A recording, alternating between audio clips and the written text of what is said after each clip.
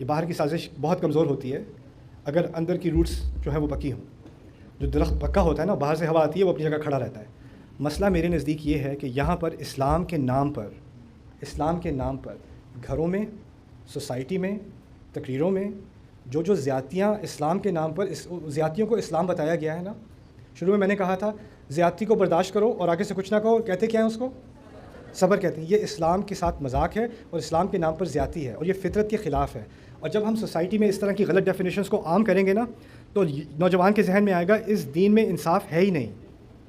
اس صبر سے تو مجھے آزادی پسند ہے اور میں اس سے ہمدردی کرتا ہوں، کیونکہ اگر آپ اس کو غلط ڈیفینیشن بتا کر اس کو اس کے سر پہ ٹھوسو گے اور اس کو فورس کرو گے تو لاجیکل سی بات ہے کہ وہ اس کو قبول نہیں کر سکتا. انسانی عقل اس کو قبول نہیں کر سکتی. ہمارا دین فطرت کا دین ہے.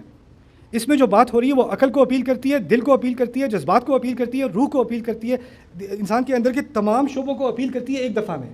لیکن ہم نے اپنے دین کو ایسا غیر فطری بنا کر پیش کیا ہے نا، اور اتنا ان ریئلسٹک بنا کے پیش کیا ہے کہ عام نوجوان کے لیے اس دین کی طرف اٹریکٹ ہونا مشکل ہو گیا ہے. اگر وہ دین کی طرف آنا بھی چاہتا ہے وہ دو باتیں ایسی سنتا ہے، کہتا ہے نہیں یہ تو نہیں ہوگا میرے سے.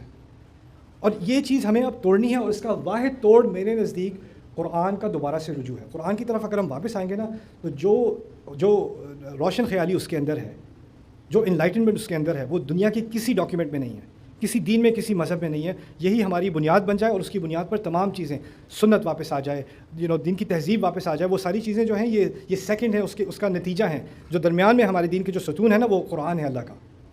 شاکنگ چیز یہ تھی، میں مدارس میں گیا ہوں، میں نے علماء سے بات کی اور میں نے کہا ہے یہاں قرآن پہ تخصص ہے، قرآن کیسے پڑھا؟ نہیں جی یہاں پہ قرآن پہ تخصص نہیں ہے. قرآنک اسٹڈیز کا مجھے ابھی تک ایک ڈپارٹمنٹ ملا ہے ایک یونیورسٹی میں. قرآن پہ فوکس کرنے کی بہت ضرورت ہے اور اس سے سوسائٹی کے جو آپ کو پازیٹیو افیکٹس ملیں گے آپ اندازہ بھی نہیں کر سکتے. I love you guys.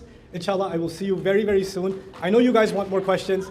I promise I will come back and take more questions from you. جزاکم اللہ خیرا. السلام علیکم و رحمۃ